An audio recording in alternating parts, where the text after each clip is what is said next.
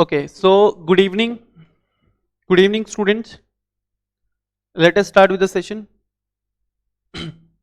Last class में बच्चों यहाँ तक डिस्कस किया था. Now moving on to the next aspect, that is committee only with operational creditors. तो मुझे बताओ COC में operational creditors कब होता है? तो सर आपने बताया था when the company do not have any financial creditors. When the company do not have any financial creditors, then COC shall be constituted. COC will be constituted out of 18 largest operational creditors of the company. And in case if the company do not have 18 operational creditors, in case if the company do not have 18 operational creditors, तो जितने operational creditors हैं, जितने operational creditors हैं, they will form part of COC. ठीक है, जितने भी operational creditors हैं, they will be constituting COC. Clear है? Plus it will include one representative of workmen and it will include one representative of employees. पढ़ा था ऐसा कुछ? हाँ जी सर, देखोगे यहाँ पे Regulation 16 of Insolvency Bankruptcy Board of India, Insolvency Resolution Process for Corporate Persons Regulation 2016 deals with the situations where either the corporate debtor has no financial debts or where all the financial creditors are the related party. ठीक है, अब अगर financial creditor related party है तो whether it can be included in the COC, whether it can be included in the COC, answer is no. पढ़ा था हमने last class में. All the financial creditors are the related party of the corporate debtor. Then regulation 16 provides as follows. क्या बोला देखो, where the corporate debtor has no financial डेब्ट और where the financial creditors are the related parties of the corporate debtor, then in such cases the committee shall be set up. The committee shall be set up in accordance with this regulation. The committee formed under this regulation shall consist of the members as under. पहले it will be consisting of 18 largest operational creditors by value. It will be consisting of 18 largest operational creditors by value, provided that if the number of operational creditors is less than 18, then the committee shall include all such operational creditors. पहले तो बोला कि 18 largest operational creditors ले लो, but in case if the operational creditors of company are less than 18, तो भाई जितने हैं उतने ले लो. ठीक है, plus it will include one representative elected by all the workmen other than those workmen included under sub clause A. ठीक है, इनको छोड़ के जो बचे वर्कमैन उनको इंक्लूड कर लो. Then one representative of elected by the employees other than the employees included under sub regulation A. इनको छोड़ के जो एम्प्लॉइज बच गए या वर्कमैन बच गए उनका एक एक रिप्रेजेंटेटिव. जो क्लॉज ए में जो भी एम्प्लॉइज और वर्कमैन कवर हो गए उनको छोड़ के जो भी वर्कमैन या एम्प्लॉइज बच गए उनका एक एक representative. Is it clear? Is it clear? Sir आगे बढ़ने से पहले एक क्वेश्चन आता है मेरे दिमाग में. क्या बेटे, आपने बोला क्लॉज बी और सी में वो वर्कमैन या एम्प्लॉयज का रिप्रेजेंटेटिव जो क्लॉज ए में कवर नहीं हुए. क्या मतलब है सर इसका? क्या मतलब है? तो देखोगे क्लॉज ए में तुमको क्या बोला, क्लॉज ए में तुमको बोला 18 लार्जेस्ट ऑपरेशनल क्रेडिटर्स. ठीक है, 18 लार्जेस्ट ऑपरेशनल क्रेडिटर्स. तो हो सकता है कि कंपनी के ज्यादा ऑपरेशनल क्रेडिटर्स हो. ठीक है, कंपनी के ज्यादा ऑपरेशनल क्रेडिटर्स हो, लेकिन क्लॉज ए में तुमने किसको इंक्लूड किया? क्लॉज ए में तुमने किसको इंक्लूड किया? Only first 18 operational creditors. Only first 18 operational creditors. और वो जो फर्स्ट 18 है तुम क्या बेसिस पे डिसाइड कर रहे हो? वो तुम डिसाइड कर रहे हो on the basis of dept value. On the basis of dept value. मान लो कि यार कंपनी में ना 1000 एम्प्लॉइज का सैलरी ड्यू. मान लो कंपनी में 1000 एम्प्लॉइज का सैलरी ड्यू है, तो वो सारे एम्प्लॉइज ऑपरेशनल क्रेडिटर्स में आएंगे. मान लो कंपनी में 500 एम्प्लॉइज का 500 वर्कमैन का सैलरी ड्यू है, तो सारे वर्कमैन भी ऑपरेशनल क्रेडिटर्स के डेफिनेशन में आ जाएंगे. रॉ मटेरियल सप्लायर का पेमेंट ड्यू है, वो भी ऑपरेशनल क्रेडिटर्स में आ जाएगा. बट क्लॉज ए में तुम किसको इंक्लूड कर रहे हो? तो सर क्लॉज ए में हम सिर्फ टॉप 18 लोगों को इंक्लूड कर रहे हैं, टॉप 18 ऑपरेशनल क्रेडिटर्स को इंक्लूड कर रहे हैं. top 18 operational creditors depending upon the value of debts due against the company. यही हो रहा है, depending upon the value of debts due against the company. Is it clear sir? बाकी लोगों का क्या? तो बाकी वर्कमेन या बाकी एम्प्लॉयज को तुम इंक्लूड करोगे क्लॉज नंबर बी एंड सी में. एग्जाम्पल समझ में आया? कंपनी के 1000 employees, 500 workman, raw material suppliers. ठीक है, सैलरी कैसे दोगे? तो सबका सैलरी ड्यू है, तो तुमने एक क्लॉज में, क्लॉज ए में तो सिर्फ टॉप 18 को इंक्लूड किया. बचे हुए लोगों का क्या? तो बचे हुए लोगों के इंटरेस्ट को रिप्रेजेंट करने के लिए, बचे हुए एम्प्लॉयज या वर्कमैन या सप्लायर के इंटरेस्ट को रिप्रेजेंट करने के लिए उनके रिप्रेजेंटेटिव को अपॉइंट किया बी एंड सी में. I hope it is clear.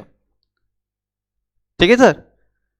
Next, a member of the committee formed under this regulation shall have voting rights in proportion of the debt due to such creditor or debt represented by such representative as the case may be to the total debt. तो जो voting rights है वो voting rights vary करेगा, in proportion to the debts due against the corporate debtor. ठीक है. Explanation पढ़ लोगे. Then a committee formed under this regulation and its members shall have the same right, powers and duties and obligations as a committee comprising financial creditors and its members as the case may be.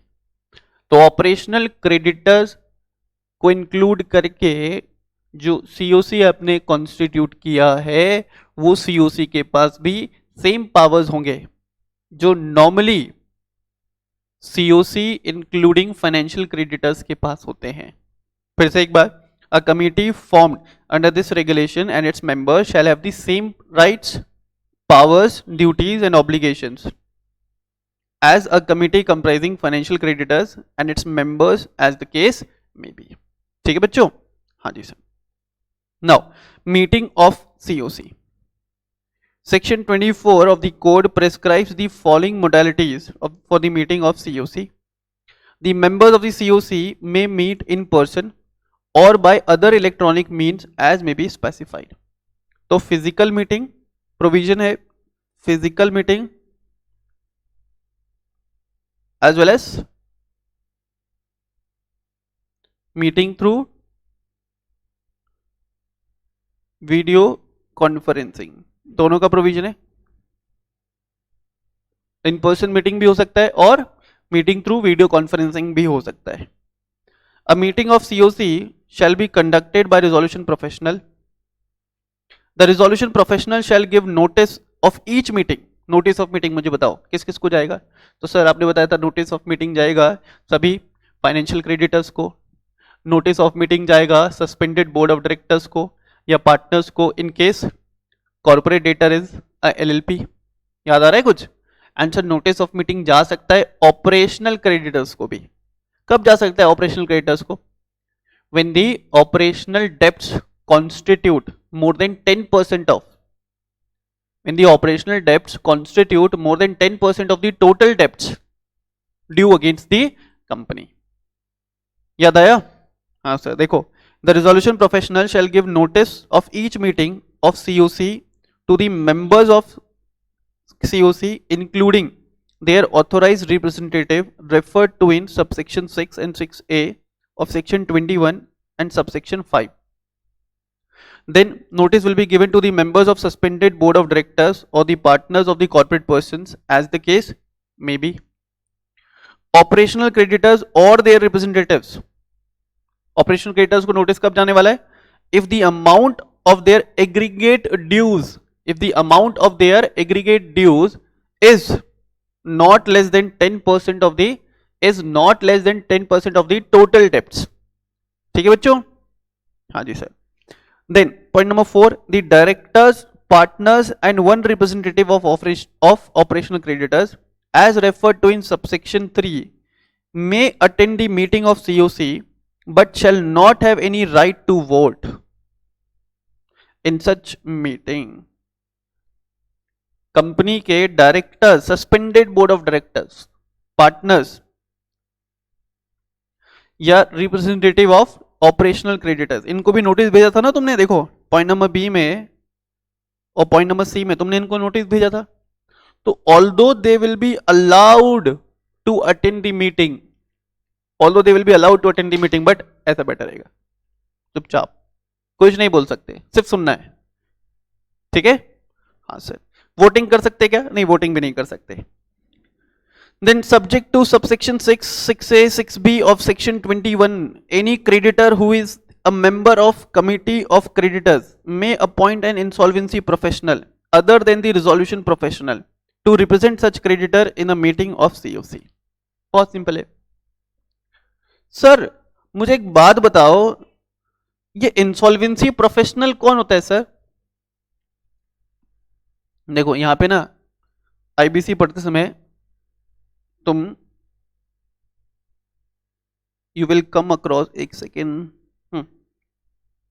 you will come across 3 different, or I can say 4 different person. पहला है insolvency professional, पहला कौन? Insolvency professional. और दूसरा तुमने पढ़ा interim resolution professional, ठीक है, ठीक है सर। और थर्ड तुमने पढ़ा रिजोल्यूशन प्रोफेशनल, ठीक है, हाँ सर। एंड फोर्थ तुम पढ़ सकते हो लिक्विडेटर, ठीक है, फोर्थ कौन? लिक्विडेटर। तो पहले समझ लो कि डिफरेंस क्या थे चारों पे। देखो इंसॉल्वेंसी प्रोफेशनल अगर कोई पर्सन है ना, सर कौन हो सकता है insolvency professional? Any practicing CA, CS, CMA, 10 years of practice and have qualified the exams for acting as an resolution professional, exams conducted by the IBBI.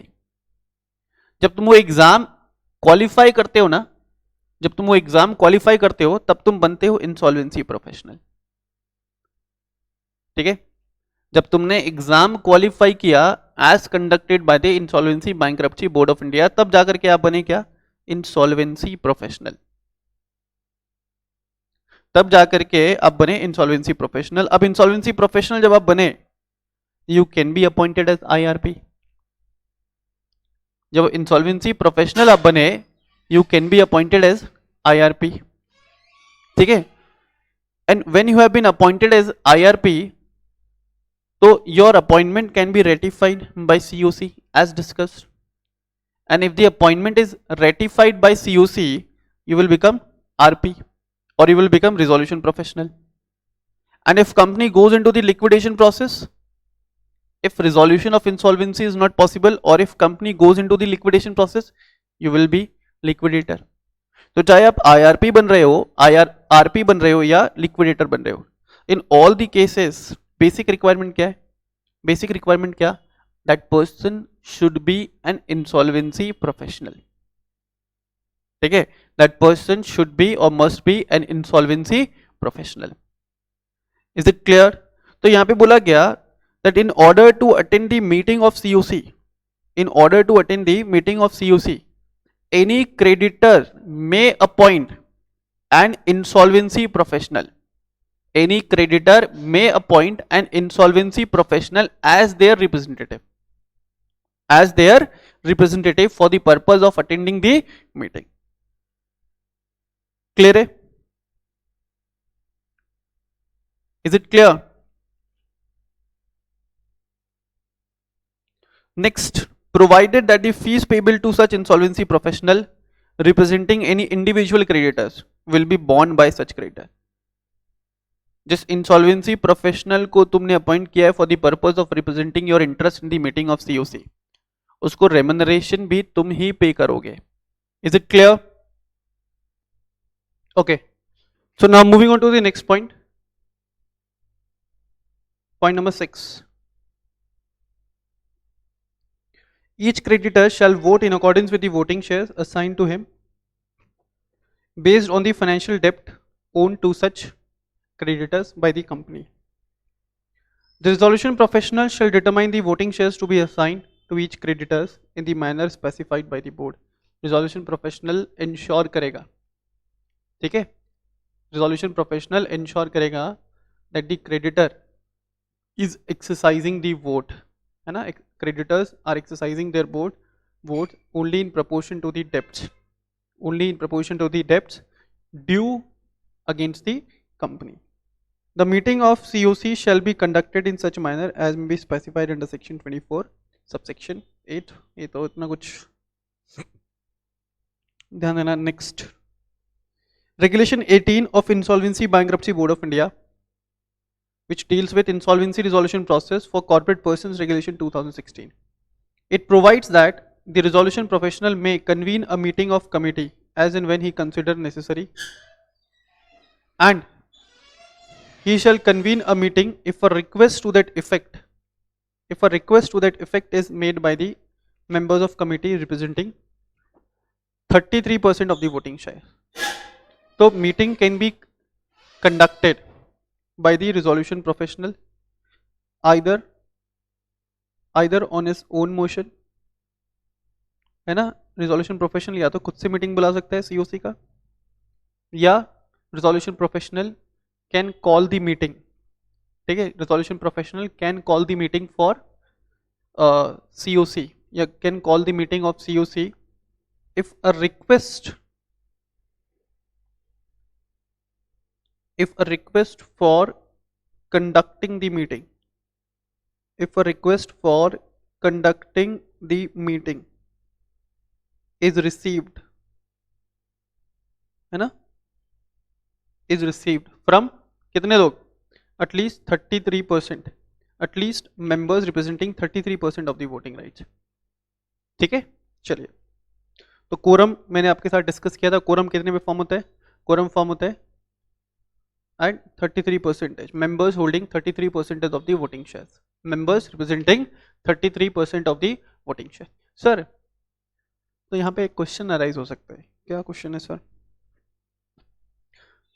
एक ही मेंबर के पास 33% है, तो अगर एक ही मेंबर के पास 33% है तो क्या एक ही मेंबर मीटिंग कंडक्ट कर सकता है? एक ही मेंबर से मीटिंग कंडक्ट किया जा सकता है? अभी देखो, इसके ऊपर ना क्लैरिफिकेशन आना चाहिए, ठीक है. इसके ऊपर क्लैरिफिकेशन आएगा इन द अपकमिंग टाइम्स. अगर तुम कंपनी लॉ के प्रोविजंस को रेफर करते हो ना, तो कंपनी लॉ के प्रोविजंस में आपको बोला है कि कम से कम 2 लोग चाहिए in order to conduct the meeting, और वो सही भी है. यहाँ पे members holding 33% of the voting shares, voting rights. और वोटिंग राइट्स आपको वैरी करता है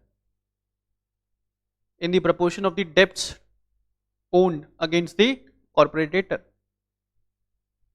तो इसके ऊपर एडिशनल क्लैरिफिकेशन आएगा फ्यूचर के अंदर जब ऐसा कोई केस अराइज होगा. अभी तो ये कोड बिल्कुल नया है. Is it clear?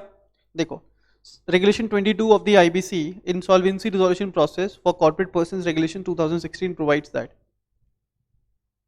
a meeting of committee shall be quorate if the members of committee representing at least 33% of the voting rights are present, either in person or by video conferencing or by any other audio and visual means, provided that the committee can modify the percentage of voting rights which is required for quorum. Minimum requirement है 33%, इससे ज़्यादा भी किया जा सकता है. मान लो कि COC ने डिसाइड किया कि at least 40% will be required, members representing 40% of the voting rights will be required, है ना, to form quorum for any meeting of COC. तो उस सिचुएशन में 33 से 40% पे आ गया. Provided that the committee may modify the percentage of voting rights required for quorum in respect of any future meeting of the committee. Next, where a meeting of committee could not be held for the want of quorum unless the committee has previously decided otherwise. जब तक COC ने कुछ और decide ना किया हो, the meeting shall be adjourned. ये भी मैंने आपको बताया था, at the same time and place on the next day. अच्छा, यहाँ पे नेक्स्ट वीक मत करके आ जाना तुम लोग, क्योंकि तुम लोग कंपनी लॉ पढ़ के आए हुए हो. नेक्स्ट वीक मत करके आना. यहाँ पे एडजमेंट होता है ऑन द नेक्स्ट डे, ठीक है. Adjournment will be on the next day. Sir, next working day होगा क्या? सर, नेक्स्ट वर्किंग डे होगा क्या? मान लो कि सर फ्राइडे को मीटिंग हुआ, सीओसी का, कोरम प्रेजेंट नहीं था, तो नेक्स्ट मीटिंग सैटरडे को होना चाहिए, मंडे को होना चाहिए, क्योंकि सैटरडे संडे तो ऑफ रहता है सर। नेक्स्ट मीटिंग सैटरडे को होगा, वर्किंग डे यहाँ पे नहीं बोला है ना, तो तुम भी अज्यूम नहीं करोगे। Is it clear? In the event a meeting of committee is adjourned in accordance with sub-regulation 2, the adjourned meeting shall be quorate with the members of committee attend the meeting. मतलब पहले बोला कि original meeting में quorum present होना चाहिए। Quorum कितने पे form हो रहा है? 33 members representing 33% of the voting rights, है ना, unless otherwise decided by the members of COC. And if quorum is not present then meeting shall be adjourn unless otherwise decided by the COC. Meeting shall be adjourned on the next day, same place and timing. Sir adjourn meeting में भी quorum नहीं है। अब भाई adjourn meeting में भी quorum नहीं है तो जितने मेंबर्स है ना उसी को कोरम मान लो।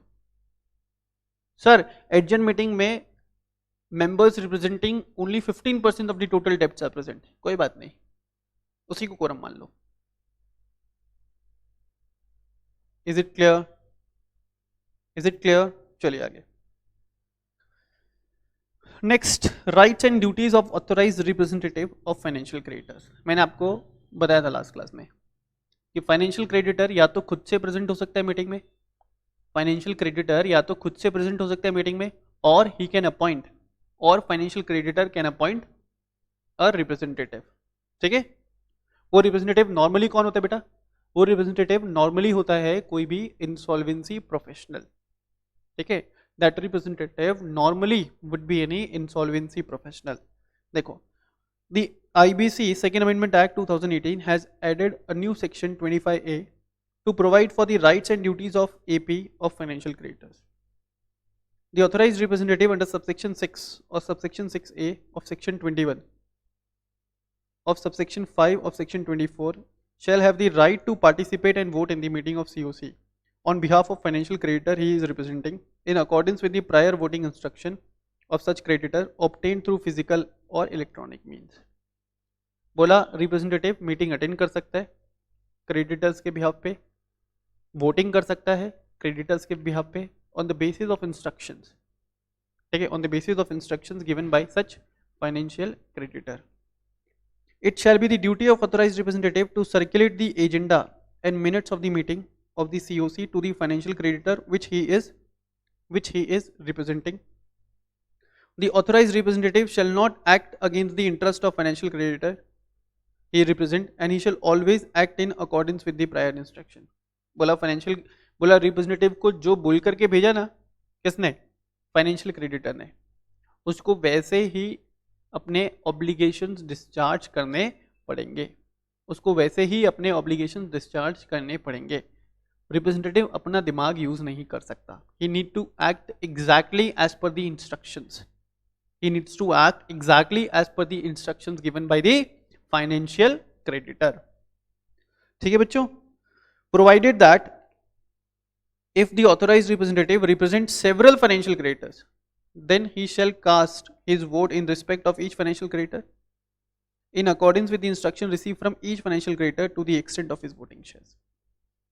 कोई प्रॉब्लम इसमें? अगर ऑथोराइज रिप्रेजेंटेटिव एक से ज्यादा फाइनेंशियल क्रेडिटर्स को रिप्रेजेंट कर रहा है, अगर ऑथोराइज रिप्रेजेंटेटिव एक से ज्यादा फाइनेंशियल क्रेडिटर्स को रिप्रेजेंट कर रहा है, then in such cases he is required to carry out the instructions given by each of such financial creditors. He is required to carry out the instructions given by each of such financial creditors. ठीक है, in proportion to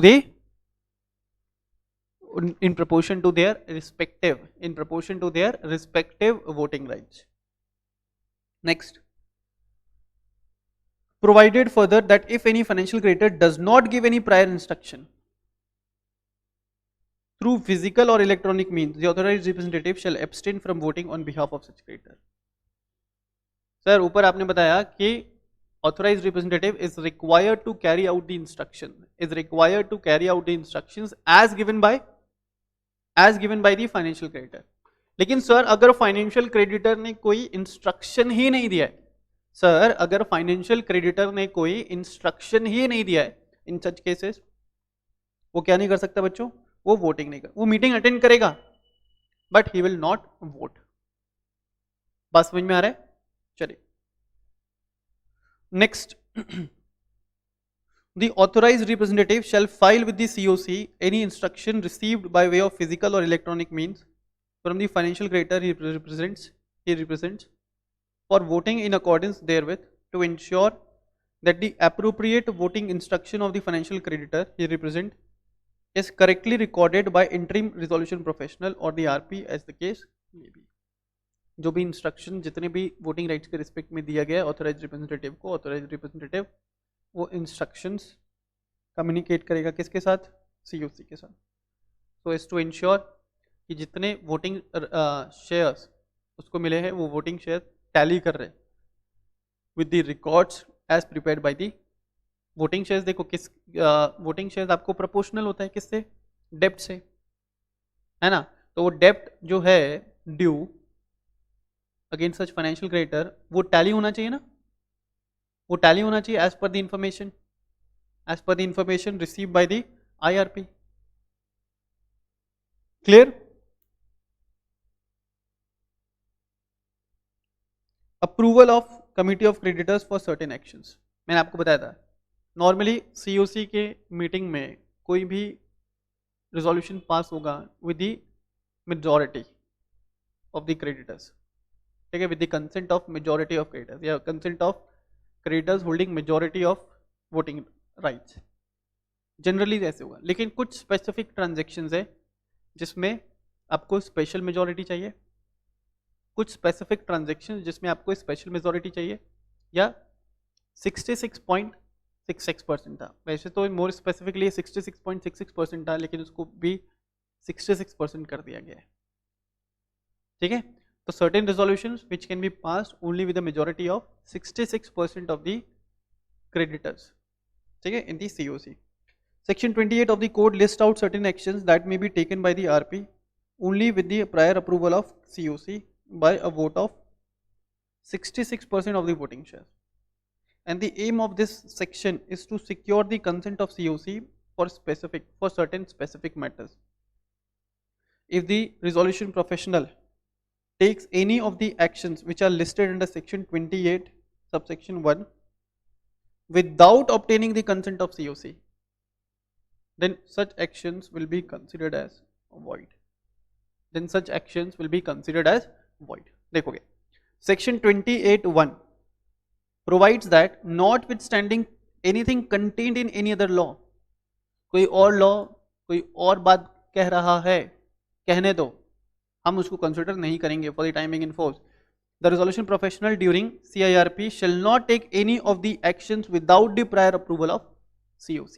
और यहाँ पे approval भी चाहिए with a majority of members holding 66%, with a majority of members holding 66% of the voting rights। और तुम्हारा जो वोटिंग राइट्स था वो वैरी करता था, फिर से मैं रिपीट कर रहा हूं, वोटिंग राइट जो था वो वैरी करता था किससे, in accordance with the value of debts, in accordance with the value of debts owned against the corporate debtor, value of debts owned against the corporate debtor, ठीक है सर। क्या क्या एक्शन है, to raise any interim finance in excess of the amount as may be decided by the COC, to create any security interest over the assets of corporate debtor, to change the capital structure of corporate debtor by way of issuing additional securities or creating a new class of securities or buyback or redemption in case of corporate debtor is the company.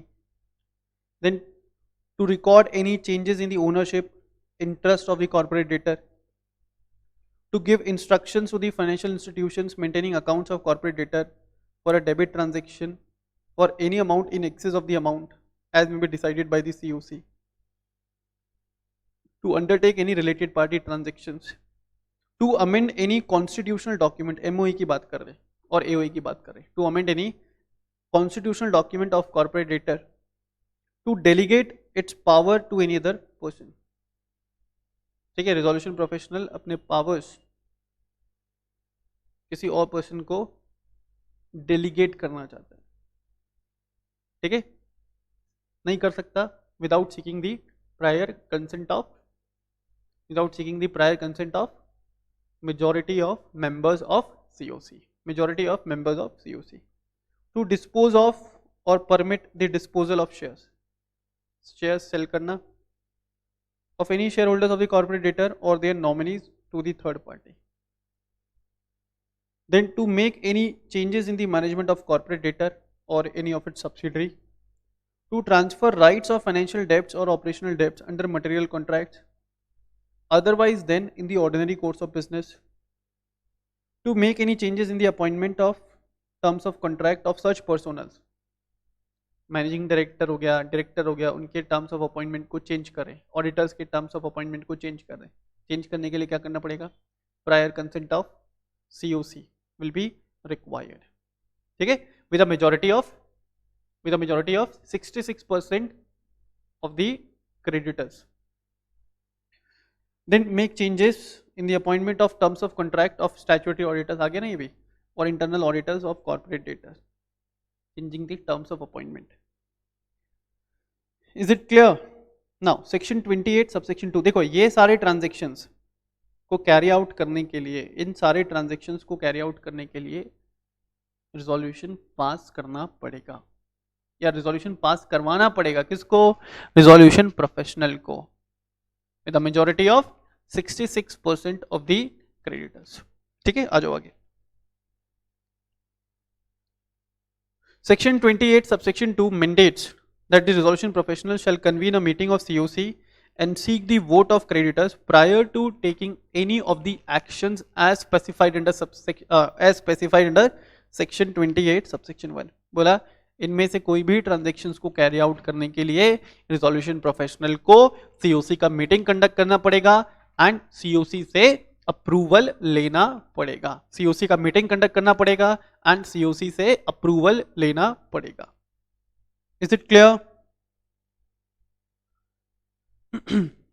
No action under subsection 1 shall be approved by the COC unless approved by a vote of 66% of the voting shares. Already हम लोगों ने discuss कर लिया. And where any action under subsection 1 is taken by RP without seeking the approval, तो हम लोगों को मालूम है if without seeking the approval ऐसा हुआ, then it shall be considered as void transaction. Then the committee of creditors may report the action of RP under subsection 4. बिना पूछे तुमने ये resolutions को carry out कर लिया या transactions को carry out कर लिया, तुम्हारी कंप्लेन हम करेंगे किसके साथ? IBBI के साथ. और IBBI उन सिचुएशंस में तुमको रिमूव भी कर सकता है और तुम्हारे ऊपर प्रोफेशनल नेग्लिजेंस का चार्ज भी लगाया जा सकता है. तो ऐसा कोई भी काम मत करना जो आपको सेक्शन 28 सबसेक्शन 1 में गिवन है. ऐसा कोई भी काम मत करना जो आपको सेक्शन 28 सबसेक्शन 1 में गिवन है without taking the prior approval और without taking the prior consent of the members of COC. Is it clear? किया तो वॉइड प्लस तुम्हारे अगेंस्ट कंप्लेन. कहां पे? IBBI में. And in such situation IBBI may initiate actions against you for professional negligence. Is it clear? अच्छा, इसको एक बार कर लेना, पढ़ लेना इस बार. सेकेंड अमेंडमेंट एक्ट पहले जो था ना, COC का जो रिक्वायरमेंट था वो 75% का था, अभी इसको घटा करके 66% कर दिया गया. जब ये कोड ओरिजिनली आया था ना, तो इन ट्रांजेक्शन्स को कैरी आउट करने के लिए 75% of the member should agree, but अभी 66 हो गया. क्यों हो गया ऐसा? क्यों सर ऐसा नाटक क्यों? मैंने बोला था ना कि हम लोग ना कॉपी करते हैं किसको? US बैंक्रप्सी कोड को. तो US बैंक्रप्सी कोड में 66.66% क्राइटेरिया इज गिवन और हमारे कोड में इनिशियली 75% था. तो 75% के अगेंस्ट बहुत सारे ऑब्जेक्शंस रेज हुए. ठीक है, as a result of which उसको रिड्यूस किया गया और लाया गया 66% पे. Is it clear? तो इसी के साथ बच्चों आपका चैप्टर नंबर 3 is over, है ना? Chapter number 3 is over, and in the next class we will be doing with your chapter number 4. We'll be starting with your chapter number 4. Clear है?